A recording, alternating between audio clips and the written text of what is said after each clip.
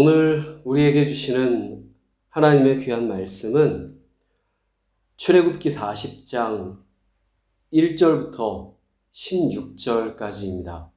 말씀이 좀 깁니다. 절수는 좀 많지만 그래도 집중해서 우리 함께 말씀을 읽도록 하겠습니다. 출애굽기 40장 1절부터 16절까지입니다.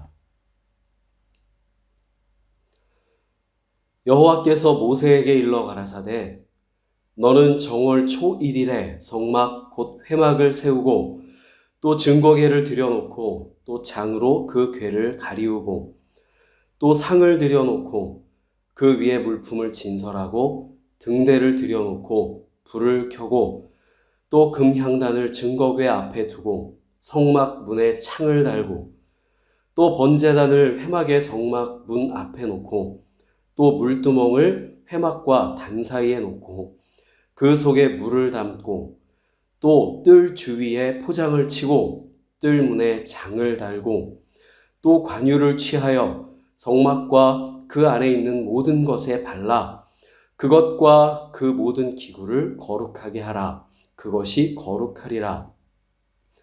너는 또 번제단과 그 모든 기구에 발라 그 안을 거룩하게 하라. 그 단이 지극히 거룩하리라. 너는 또 물두멍과 그 받침에 발라 거룩하게 하고 너는 또 아론과 그 아들들을 회막 문으로 데려다가 물로 씻기고 아론에게 거룩한 옷을 입히고 그에게 기름을 부어 거룩하게 하여 그로 내게 제사장의 직분을 행하게 하라. 너는 또 그 아들들을 데려다가 그들에게 겉옷을 입히고 그 아비에게 기름을 부음같이 그들에게도 부어서 그들로 내게 제사장 직분을 행하게 하라. 그들이 기름 부음을 받았은즉 대대로 영영이 제사장이 되리라 하시매 모세가 그같이 행하되 곧 여호와께서 자기에게 명하신 대로 다 행하였더라. 아멘.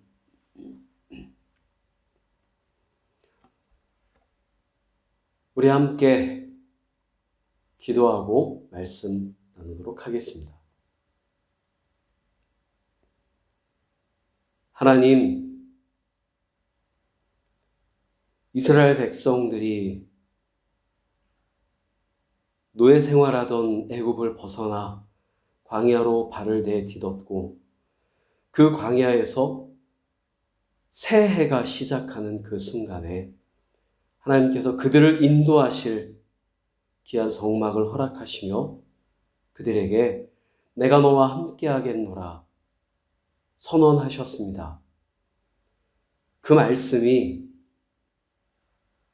오늘 우리의 말씀이 되기를 원합니다. 새해를 맞아 주 앞에 예배 드리는 우리 모든 아부다비 한인연합교회 성도님들에게 주님께서 함께 하심을 분명히 알게 하시고 이 말씀이 우리 성도님들의 마음에 새겨지게 하여 주시옵소서. 또한 부족한 자에게 귀한 말씀을 맡기셨으니 말씀 전할 능력 허락하여 주옵소서. 오직 주께서 인도하실 것을 믿사오며 예수님의 이름으로 기도하옵나이다. 아멘.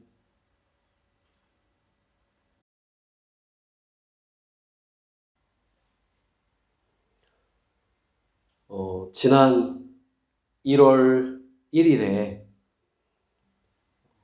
코로나19 때문에 사회적 거리두기가 여전한데도 불구하고 많은 사람들이 동해안을 찾았다는 기사를 봤습니다. 동해안 해돋이 명소들이 지자체에서 통제를 하고 또 그곳의 주민들이 올해는 오지 마세요라고 광고를 많이 했는데도 해돋이 명소들 주변의 숙소가 꽉 차고 또 스키장도 꽉 찼다는 이야기를 듣습니다. 이렇게 상당히 많은 사람들이 강원도를 비롯해서 동해안으로 향했습니다. 해돋이를 보러 간 거죠. 저도 해돋이를 보러 한 20년 전쯤에 딱 한 번 간 적이 있는데요. 충남 당진에 외목마을이라는 곳이 서해안임에도 불구하고 바다에서 해가 떠오르는 것을 볼 수 있는 동네입니다. 그래서 동해안보다는 낫겠지 생각을 하고 송구영신 예배가 끝나고 몇몇 청년들하고 바로 출발을 해서 그곳으로 갔습니다. 기대를 안고 출발해서 갔는데 동해안이 아니니까 사람이 별로 없겠지라고 생각했는데 웬걸 저랑 똑같이 생각한 사람들이 어찌나 많았던지 목적지에는 가지도 못하고 가는 길 중간에서 그냥 차에서 내려서 해가 뜨는 걸 보고 차를 돌려서 돌아왔던 기억이 있습니다. 왜 사람들이 뻔히 이렇게 차가 밀리고 사람들이 북적대는 걸, 될 걸 알면서도 1월 1일만 되면 그렇게 해 뜨는 곳을 찾아 해돋이 명소들을 찾아가는 걸까요? 새해 첫 일출을 보기 위해서입니다. 당연하겠죠? 새해 첫 일출에 평소와는 다른 의미를 부여하는 겁니다. 빨갛게 떠오르는 그 새해 첫 태양을 보면서 소원을 빌고 고생스러웠던 지난 날을 뒤로 던지고 새로운 날을 맞아서 이제는 좀 새롭게 살아보자 이렇게 다짐을 합니다. 그래서 그걸 하겠다고 좀 특별한 시간을 만들어 보겠다고 고생을 할 것을 알면서도 사람들이 해돋이 명소로 찾아갑니다. 근데 사실 저는 그때 했던 다짐이 제대로 지켜지는 건 잘 보지 못했습니다.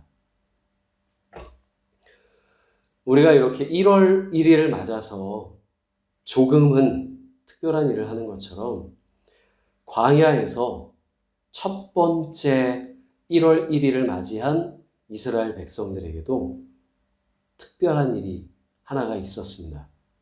오늘 본문에서 읽은 것처럼 성막을 세우는 일입니다. 2절에 보면 정월 초 1일에 성막 곧 회막을 세우라 이렇게 하나님께서 모세에게 말씀하셨습니다. 이 성막을 처음부터 이집트에서 나오기 전에 만들어서 앞세운 것도 아니고 아니면 가나안 땅에 도착해서 모두가 다 좀 평안해지고 여유가 있을 때 만든 것도 아니고 광야 한가운데서 만들기 시작합니다. 이스라엘 백성이 출애굽한 지 한 2달쯤 됐을 때 그들은 시내산에 도착을 해서 정착을 했습니다. 자리를 잡고 출애굽 한 6개월쯤 지났을 때에 출애굽기 25장에서 하나님이 재료 준비를 지시하시고 26장에서 성막 설계도를 일러주시면서 성막 건축을 명령을 하셨습니다. 그 명령을 이제 받은 지 6개월쯤 지나 1년이 되었을 때 새해 첫날 드디어 완공을 하고 하나님께 봉헌을 하는 모습이 오늘 본문의 내용입니다. 이때 백성들도 기뻐했고 그리고 하나님도 얼마나 기뻐하셨던지 40장 34절에서 하나님의 영광이 성막에 충만해서 모세가 감히 들어갈 수도 없었다. 이렇게 말합니다. 하나님도 사람도 너무나 기뻤습니다. 성막이 세워진 게.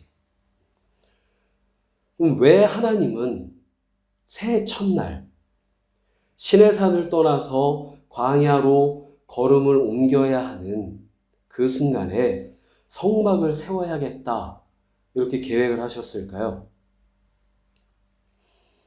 우리가 잘 알듯이 성막은 하나님의 거룩함이 깃든 곳이고 하나님과 백성이 만나는 곳이고 임마누엘 하나님이 우리와 함께 계시다 하는 임마누엘의 상징입니다.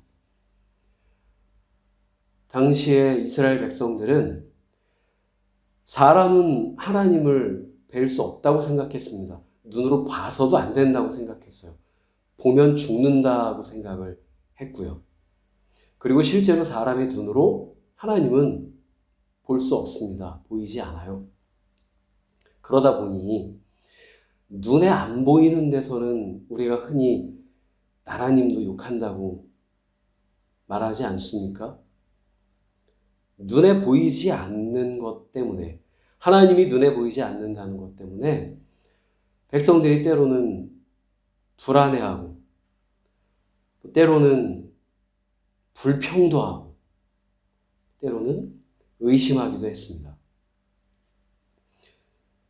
그러나 성막은 이 사람의 눈에 보이지 않는 그 하나님께서 이 광야를 행하는 내내 우리와 함께 계신다고 하는 상징적인 역할을 했고, 또 거기서 하나님을 만날 수 있었기 때문에 이 성막 자체만으로도, 눈에 보인다는 것 자체만으로도 백성들에게 마음의 안정과 소망과 힘을 주었습니다.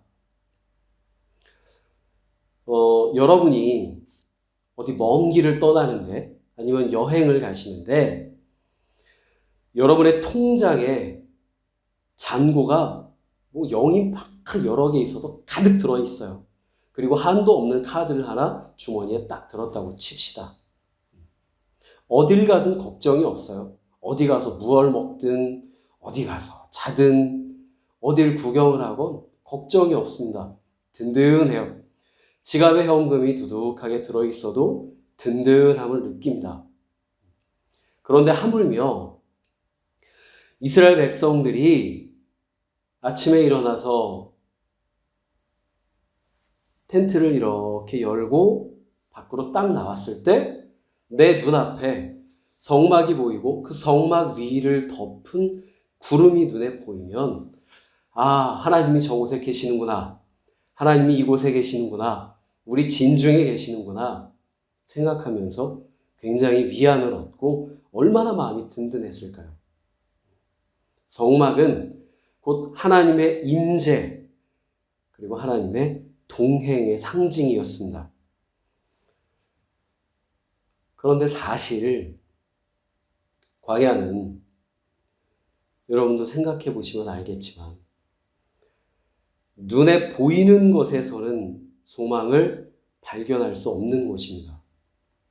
광야에 나가서 눈을 뜨고 바라보면 보이는 건 모래하고 바위뿐입니다. 만약에 여러분을 아부다비에서 차로 한 2시간 떨어진 저 리와 사막, 눈에 보기엔 너무 멋있어요. 굉장히 멋있죠. 근데 그 한가운데다가 차도 없이, 물도 없이 여러분을 뚝 떨어뜨려 놓나 생각하면 여러분 어떠시겠어요? 여러분은 그게 어떤 의미인지 잘 아시겠죠? 오죽하면 아부다비 사막 한가운데 교도소가 있겠어요. 사람들은 눈에 보이지 않는 것은 믿지 말라, 이렇게 이야기하기도 합니다. 그런데 고린도후서 4장에서 사도 바울은 오히려 이렇게 이야기합니다. 4장 18절입니다. 우리의 돌아보는 것은 보이는 것이 아니요 보이지 않는 것이니 보이는 것은 잠깐이요 보이지 않는 것은 영원함이니라. 눈에 보이는 거 별거 아니다. 보이지 않는 게 진짜다. 그것에 더 큰 가치를 두는 걸 우리가 볼 수 있습니다. 광야는 눈에 보이는 게 아니라 눈에 보이지 않는 그 하나님께 소망이 있는 곳입니다. 백성들에게는 안심하고 만남의 장소를 제공하기 위해서 하나님이 상징으로 성막을 주셨지만 실제로 광야에서 백성들에게 필요했던 건 보이지 않는 그 하나님이셨습니다. 눈을 크게 뜨고 둘러봐 봐야 오히려 좌절만 하고 차라리 눈을 감고 기도할 때 소망이 생기는 곳이 광야입니다. 눈을 감는다는 건 현실을 외면하라는 얘기가 아니라 다른 차원의 눈을 뜬다는 뜻입니다. 단순한 눈에 보이는 세상 차원의 눈은 감지만 하나님 차원의 눈을 뜨고 하나님께 내 앞길을 맡기고 하나님을 바라보면서 간다는 의미로 눈을 감는 거예요. 그렇게 할 때 이스라엘 백성들은 그 험난한 광야에서 살아날 수 있었습니다. 이런 이유로 하나님께서 보이지 않지만 항상 함께 하시는 그 하나님의 상징으로 성막을 세우라 명령하셨는데, 우리가 오늘 출애굽기 40장을 읽으면서 눈여겨봐야 할 것이 하나 있습니다. 바로 16절입니다. 모세가 그같이 행하되 곧 여호와께서 자기에게 명하신 대로 다 행하였더라. 명하신 대로 다 행하였더라. 16절 그리고 19, 21, 23, 25, 27, 29, 32절 이렇게 총 8번에 걸쳐서 여호와께서 모세에게 명하신 대로 되니라. 이렇게 성경은 말하고 있습니다. 아주 여러 번 강조를 합니다. 뭐 하나 만들고 여호와께서 명하신 대로 되니라. 또 하나 만들고 여호와께서 명하신 대로 되니라. 이 성막을 짓는 일은 모세를 비롯해서 여러 사람들이 수개월간 모든 것을 세세하게 준비하고 최선을 다해서 시행을 했습니다. 정말 자신들이 할 수 있는 최선을 다했어요. 그것도 살기 좋은 곳에서 무언가 만들고 준비하기 편한 곳에서 한 게 아니라 광야 한가운데서 재료를 모으고 또 사람들을 모아서 이 모든 것을 마쳤습니다. 이게 어디 쉬운 일입니까? 광야 한가운데서. 예를 들어 증거궤를 만드는데, 언약궤를 만드는데 이 몸체를 만드는 조각목은 사막 아카시아 나무니까, 시띠나무, 사막 아카시아 나무니까 비교적 구하기 쉬웠다 하더라도 이 증거궤의 몸체를 전체를 감싸는 그 정금으로 전체를 감싸요.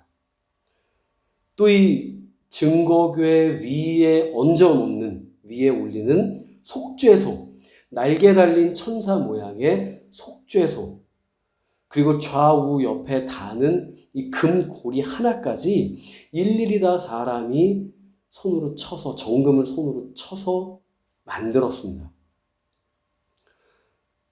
그리고 심지어 금촛대는 가지가 7인데 우리가 자료 화면으로 여러 번 보아서 알지만 굉장히 정교하게 그것들을 만들었습니다.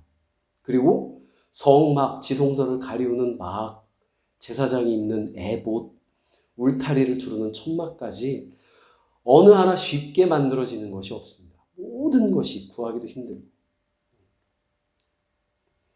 이스라엘 백성들은 사실 불과 얼마 전까지 이집트에서 노예 생활을 하면서 맨날 농사 짓고 맨날 땅 파고 벽돌만 굽던, 이미 이제 손이 굳어버린 사람들이었습니다. 온 손과 발에 굳은 살이 잔뜩 박여서 이런 정교한 일을 할 만한 손이 아니었습니다.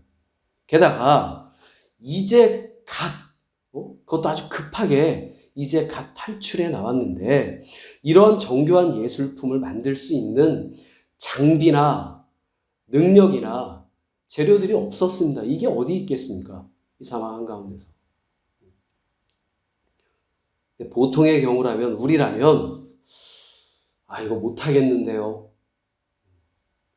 이런 말이 나와도 전혀 이상하지 않은 상황입니다. 직장을 다니시는 분들 한번 생각해 보세요. 어느 날 직장 상사가 부르더니 설계 도면도, 정확한 설계 도면도 아니고 숫자와 글로 적은 서류 한 장을 주면서 장비도 뭐 하나도 없고 장소도 마땅치 않지만 만들어 봐요. 만들어 보세요. 이렇게 요구를 한다면 기분이 어떨 것 같으세요? 사직서 내야죠. 그날 저녁에 이제 회식하면서 그 직장 상사가 이제 도마 위에 올라오겠죠. 뭐 이런 경우 다 있냐. 그런데 다소 받아들이기 힘든, 다소 믿기 힘든 이런 하나님의 말씀, 하나님의 명령에 모세를 비롯한 백성들이 움직이기 시작합니다. 먼저 재료를 모으는데 사람들에게 재료를 좀 가져와 달라 요구를 하고, 또 건축을 담당한 사람들이 머리를 맞대고 지혜를 짜서 여호와께서 명하신 대로 모든 걸 하나하나 지켜보면서 진행을 합니다.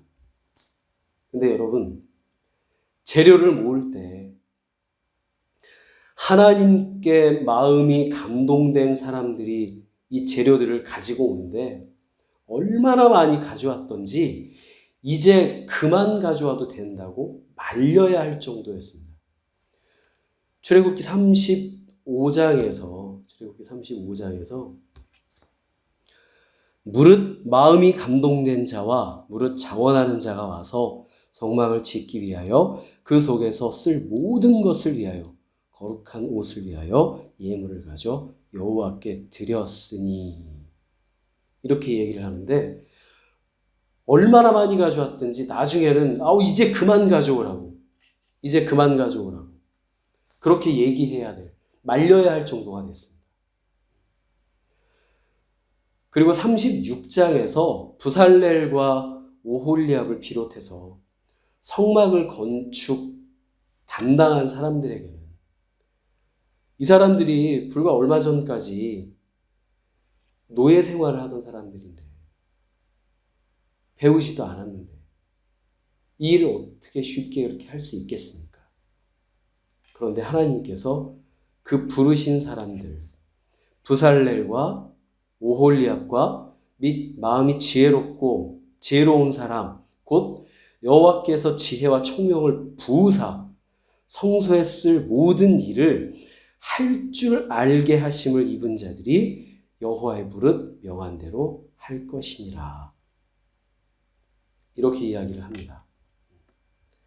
할 줄 알게 하심을 입은 자들, 이 정교한 일을 할 줄 알게 하심을 입은 자들.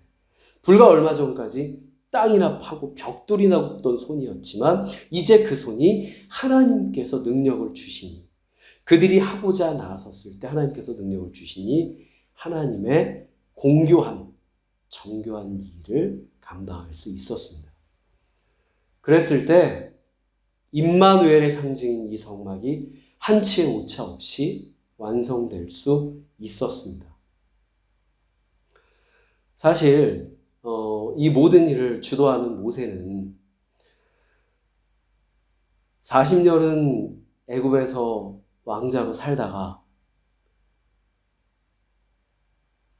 잘못을 저지르고는 광야로 도망쳐서 그 이후에 40년은 그냥 양치기로, 목자로 살았습니다. 이스라엘 백성들이 노예 생활하다가 이제 하나님의 부르심에 따라 광야에 나온 것과 비슷해요. 그렇게 양을 치고 있는데 어느 날 갑자기 하나님이 불길 가운데 나타나셔서 내 백성을 애굽에서 이끌어내라 명령을 하실 때 모세는 처음엔 나는 못합니다. 하나님, 나는 그럴 수 없습니다. 능력이 없습니다. 그러나 하나님께서 내가 너와 함께 한다. 가라. 할 때 그 명령에 순종해서 나아왔고 이스라엘 백성들을 인도해냈습니다.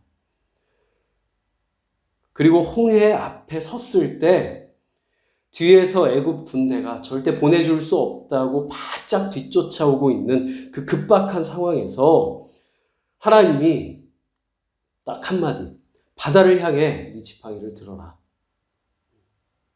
이렇게 명령하실 때 그 명령대로 행했고 바다가 갈라지는 것을 경험했습니다.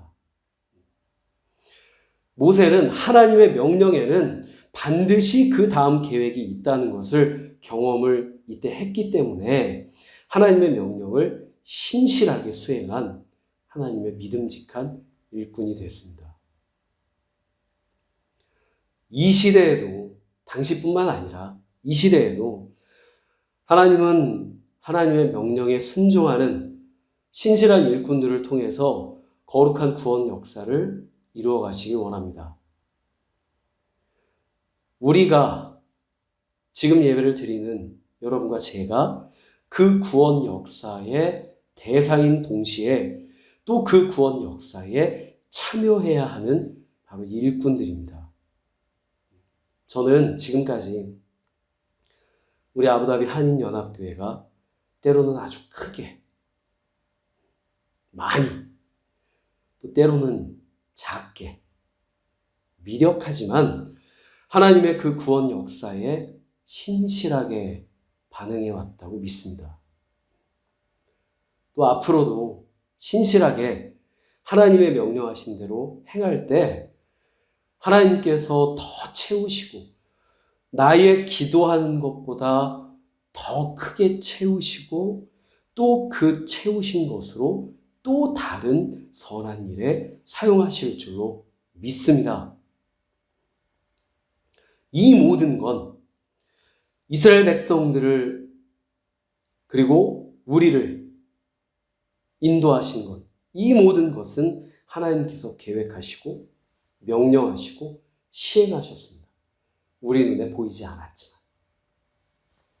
때로 우리가 힘든 일을 당할 때 하나님 도대체 어디 계십니까? 하나님 도대체 뭐 하고 계십니까? 이렇게 불평할 때가 있습니다. 우리의 연약한 마음이 하나님을 향해서 도대체 뭐 하고 계십니까? 하나님께 불평하는 소리를 할 때도 있는데 하나님은 그때도 여전히 일하고 계셨습니다. 우리를 지켜보고 계셨습니다. 우리를 위해서.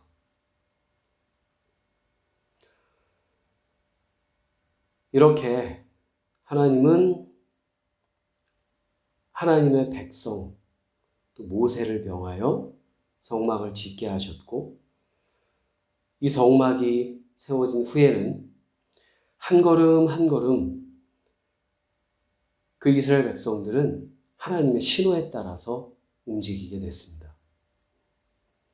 하나님이 그 백성들 사이에서 백성들의 삶의 행동 양식, 또 방향, 타이밍, 이 모든 걸 눈에 보이지 않지만 백성들 속에서 계속해서 하나님이 일하시며 그것들을 정해주셨습니다. 아까 말씀드렸죠? 성막은 하나님이 우리와 함께 계시다는 상징이라고. 이렇게 광야에 나와서 성막을 세우기까지 이스라엘 백성들도 참 고생 많이 했지만 하나님도 수고를 참 많이 하셨습니다. 10가지 기적도 보여주셨고 바다도 갈라주셨고 만나도 주셨고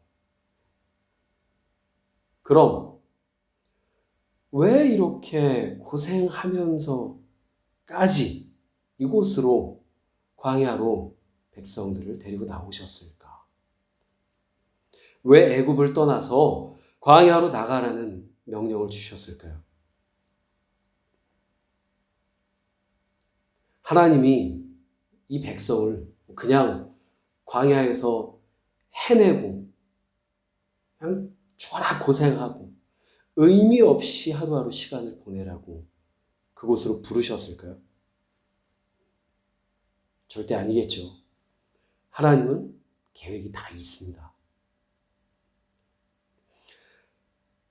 광야에서만 경험할 수 있는 것이 있기 때문에 그곳으로 부르셨습니다. 광야에서만 경험할 수 있는 것. 그 중 하나가 바로 겸손입니다.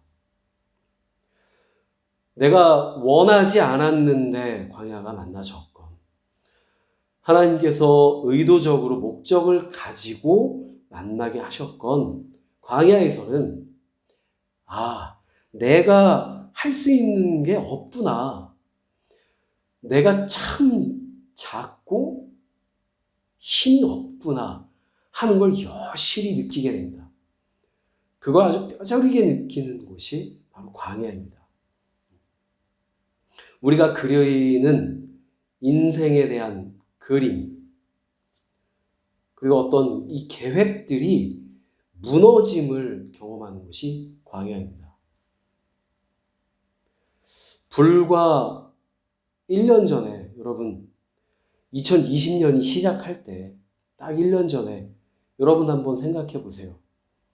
여러분들 계획 많이 세우셨을 겁니다.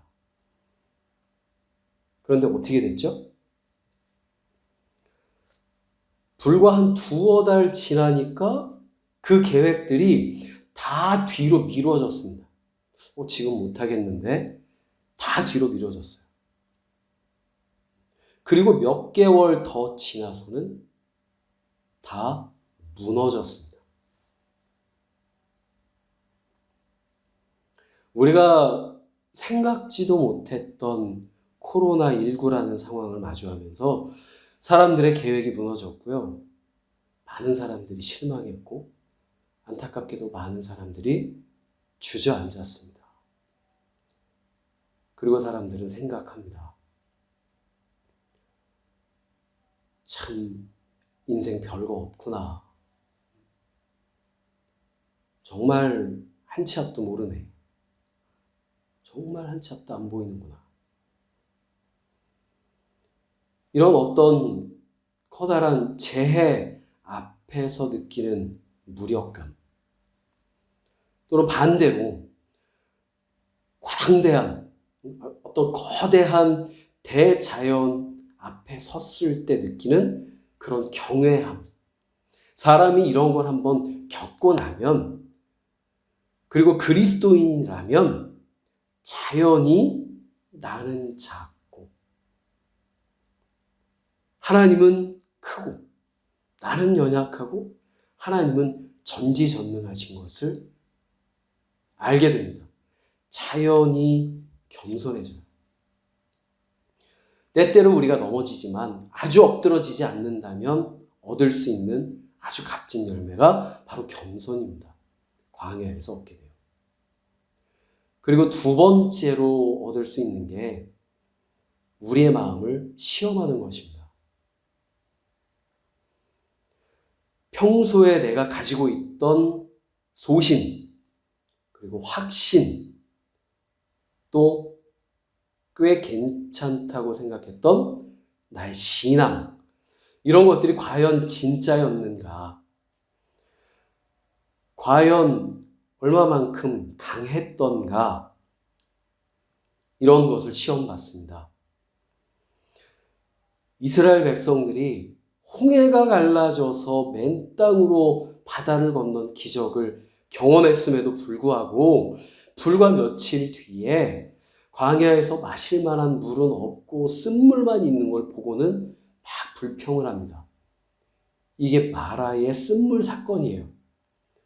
하나님이 모세를 통해서 해결을 해주셔서 물 마시고 이제 갈증을 풀고 나니까 그 후에는 먹을 게 없다고 또 불평합니다.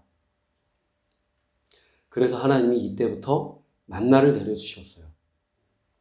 당장 눈앞의 일 때문에 마음이 얼마나 흔들리는지 여실히 우리가 볼 수 있습니다. 그리고 또 우리 눈앞에 코로나로 인해서 벌어지는 상황만 봐도 알 수 있지 않습니까? 우리가 평소에 선진국이라고 생각했던 선진국의 시민, 선진 시민이라고 생각했던 그 사람들이 이 코로나를 대하는 황당무계한 저 사람들이 선진국 사람들 맞아? 라고 생각되는 이게 뭔 일인가 싶은 그런 행동들을 보면서 참 별거 아니네 이런 생각들을 우리가 해보게 됩니다. 선진국에 대한 생각들을 다시 한번 해보게 돼요. 교회도 마찬가지입니다. 이것은 교회의 전통이야. 그리고 그 전통이 곧 정통이야. 이렇게 목에 핏대를 세우고 목소리 높여 외쳤던 것들 때문에 예배의 행위를 지키려고 예배의 의미를 잃어버린 채 오히려 내 주위의 사람들, 다가가야 할 사람들을 멀어지게 만들고 힘들게 하는 모습을 우리가 보았습니다. 광야의 시간을 통해서 우리는 우리 자신의 수준을, 이 시험의 시간을 통해서 우리 자신의 수준을 알게 되고 하나님 입장에서는 어느 정도 이 옥석을 가려내는 시간이 됩니다. 그리고 그 후에 그 크기에 맞게 사용을 하시죠. 이런 과정을 통해서 하나님께서 인도하시는 백성, 또 하나님 아니면 살 수 없는 사람들이라고 하는 이 하나님 백성의 정체성이 차츰 형성이 되는 것입니다. 광야에서 겸손하게 자기 자신을 돌아보고 나를 알고 하나님을 알고 또 하나님의 인도하심을 따라가는 백성들에게 하나님이 주시고자 했던 것, 젖과 꿀이 흐르는 땅 가나안입니다. 광야는 그냥 통과해야 할 과정일 뿐입니다. 처음에 출애굽할 때 사실 원래 애굽 군대가 전쟁을 위해서 원정 다니던 해안길이 있습니다.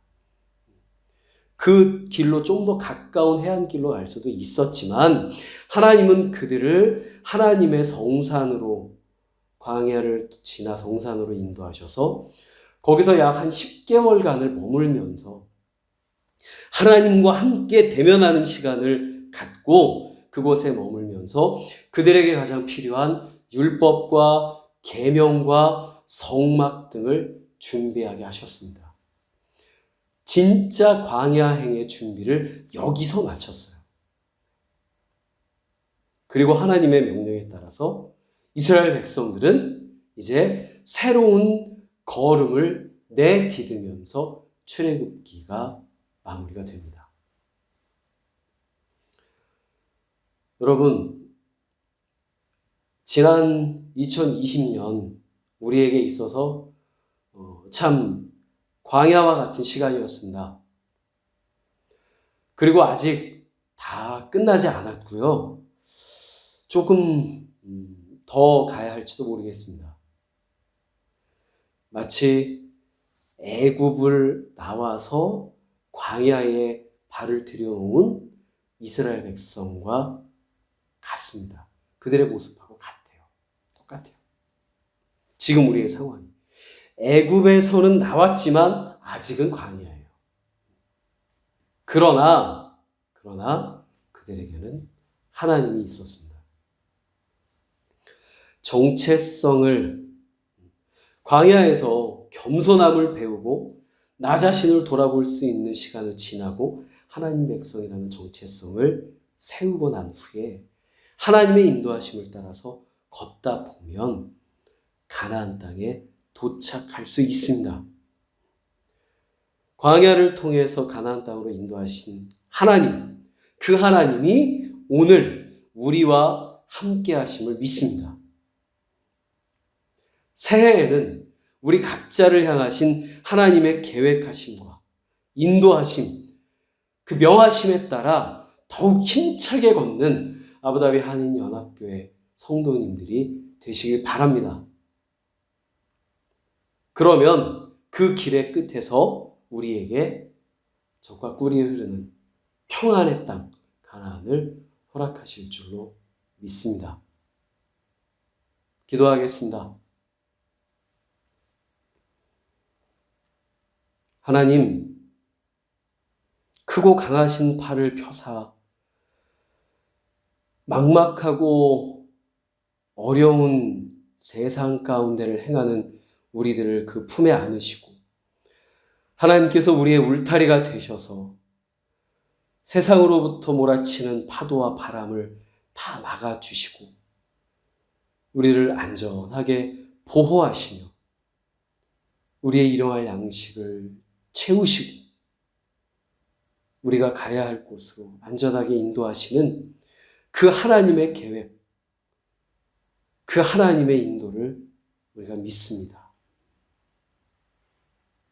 이스라엘 백성들이 광야 한가운데 있었지만 하나님의 명하신 대로 하나님과 동행하는, 하나님과 교제하는 그 교제를 먼저 확고하게 세웠을 때 하나님이 그들 가운데 거하시며 그들을 위해 일하셨던 것처럼 우리가 하나님과의 만남, 하나님과의 교제를 확고히 하고 돈독히 하고 하나님 앞에 더 열심히 나아갈 때에 하나님이 우리를 위해서 일하시며 우리를 이끌어 가실 줄로 믿습니다.